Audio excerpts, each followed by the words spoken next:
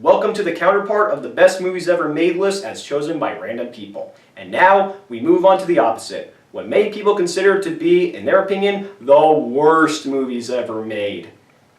Oh man, this is just so much fun, because, let's be honest with ourselves, talking about a bad movie is actually easier than talking about a good movie, because there's so much wrong that it's easy to pinpoint, and it's easier to talk about. And it's so much fun to get your frustration out.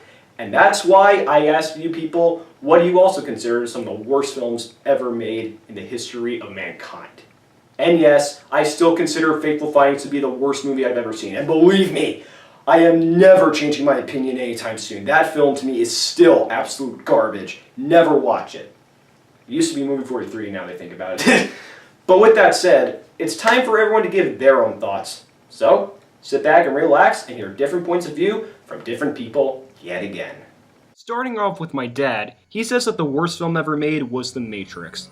Floating back and forth between states of physical states of being by dialing a payphone on top of the endless pretentious dialogue, and all compounded by how popular the film was. There's also Animal House, but at least with that it was just another dumb raunchy comedy. The Matrix was considered the next Star Wars, which made me hate it that much more because of how idiotic and disjointed it all was. And I don't even care if this movie has a cult fan base. Keep it away from me at all costs. As for Gento Naikatha, he states Happily Never After's 1 and 2. Remember Shrek? Cute fairy tale story, nice animation and music, interesting original characters and storyline? Happily Never After, I'm sorry to report, is nothing like Shrek, or at least has the capability to keep viewers on after watching it a few times. The first movie is a bit of a train wreck, and it doesn't quite give me that wow, this movie's cool kind of deal. The second one is much worse. The fact that I have both of these movies on DVD and the fact that I've seen them multiple times does give me that ugh feeling. That feeling you get when you feel sick, but the Parasite was Happily Never After 1 and 2. Not much to say from here on out, but hopefully these movies won't be on my list of good movies for years to come. As for Down the Inkwell, Ice Age 4. I haven't seen Ice Age 5 recently, but with the reception I've heard, thank God. The Ice Age franchise is now turning into the next Land Before Time. We have one good movie, first one, and the others were mediocre. As for Ice Age 4, it's the worst.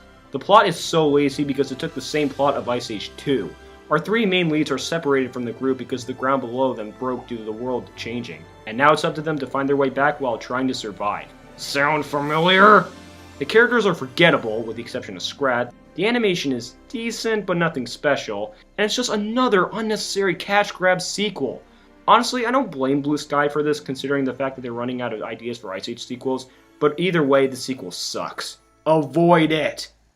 When I asked Freddie Richards the movie that pissed him off the most, he said it was Cloudy with a Chance of Meatballs 2. Admittedly, I found the first one to be decent enough. Sure, the animation is like the artist of a Scream mask took over, but it had understandable characters and some heartwarming moments. The second one is neither of those except the former. The story's messed up, juggling each plot device from one another as it goes, an environmental message about letting the food animals live, even though that's pretty damn dangerous, and unremarkable characters with motivations so predictable. The idiot characters from Muppets Tonight can figure them out! Plus, do I even need to mention the man with no bones? Ugh, I think I puked. David Sampson's pick has to be Birdemic Shock and Terror. Ever see Alfred Hitchcock's The Birds? Think of a modernized version of that, but the cinematography looks like it was filmed with a cell phone that was used to make a cheap high school project. The actors are all male and female Megan Fox clones, and the birds themselves look like animated GIFs someone copied and pasted from Google Images. Now, I wouldn't be so hard on this movie since it's one of those so bad it's good films like The Room, if it hadn't inspired several other filmmakers to create their own self-aware monstrosities just like it. Neil Breen with Fateful Findings, Derek Savage with Cool Cat. Ugh! I have a burning hatred for this movie, and it will never go away. The movie Eowyn Learn can stand the least is Elf. I find the humor in the movie in general to be sickeningly unintelligent. My young group was watching this once, and after about 30 minutes, I excused myself to the bathroom and stayed there for basically the rest of the movie. Honestly, I just don't find the movie all that funny, and the logic behind it just made me scratch my head for the entire length. Seriously, I'd rather be hanging out in a bathroom while watching this film, because at least I'm used to going to the bathroom rather than this piece of crap. Honestly, I just can't stand it at all. It's not funny, it's boring, it's predictable, and Will Ferrell just annoys me. Sorry. In contrast to the best movies list, That Fishy Music has stated that the film that he hates the most is Jaws. Mainly because I want to be a marine biologist, and this movie just made me cringe all the way through. Seriously, I flipped a table. However, what really bothers me is the fact that the movie caused a lot of people to be hating sharks. I know this sounds weird, but we really need sharks for the ecosystem. And before you say, oh, just suspend your disbelief, it's just a movie, I can't let something like that slide. I'm sure the filmmakers had their hearts in the right place, but if a film insults me down to where I flip a table, you screwed up. You really did, man. Overall, Jaws may not be the worst film ever made, it just comes down to the one that I hate the most, and therefore, I will never see it again. Kay Harper's pick is The Room. Admittedly, I'm a cynic, so essentially every movie to me is the worst film ever. However, this one stands out the most in how bad and cheap it was. Aside from the hilariously awful acting, incoherent story, lack of focus, and ridiculous scene after ridiculous scene, what boggles me most is how much money was put into it. It roughly had a budget of $6 million, yet it looks like it was made on a budget of $6. And honestly though, it might be one of my favorites even though it is hands down the worst film I've ever seen. It's so ridiculous and laughable that it deserves the title of the Citizen Kane of bad movies. So even though it is the worst, I really don't regret viewing it, and it just cracks me up from how abysmal it is. Especially the main actor. My cousin Dan Rarick has stated, of all the terrible films he's seen like Plan 9 from Outer Space, Manos the Hands of Fate has to be his pick. He describes it as an incoherent bit of slop, which was written, produced, and directed by a Texas fertilizer salesman. It would have likely remained in obscurity if it weren't for Frank Conniff, who was in charge of Mystery Science Theater 3000, and then it instantly took off. It's absolute garbage. I can't believe how boring it is. It's not even funny unless you watch it with MST 3000 because, ugh.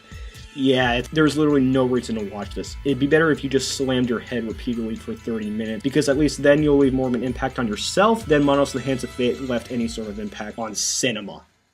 Bell Eger's pick is a tie between Disco Worms and Shark Week, the movie, not the show. For the former, Disco Worms is an animated movie about worms who sing awesome 80s songs, and by sing I mean talk sing, and they dance in a way that really makes you cringe, with awful lip syncing, mind you. The movie goes on for an unbearable 80 minutes, and I felt like I had a brain aneurysm halfway through. As for the latter, Shark Week must have the worst acting, worst editing, and worst plot ever known to mankind. The plot is absolutely impossible to follow unless you've watched this abomination more than once. The shark facts in the movie are so falsified, and there are so many unrealistic deaths that are too stupid to be funny. The only decent character in the movie actually ends up being the worst because of the plot, but then again, he's the only one who can act. So yeah, makes me all the more enraged. Forget these movies ever even existed. Amber Bush's pick is An American Werewolf in Paris. An American Werewolf in London is one of my favorite horror movies, so it really irked me when they announced a sequel, but oh man did I hate it for more reasons than I thought. Ignoring all the excessive plot holes that are never answered and the atrocious acting, the major problem is how it took a classic horror comedy and turned it into an abysmal action film, or at the very least attempted, and failed.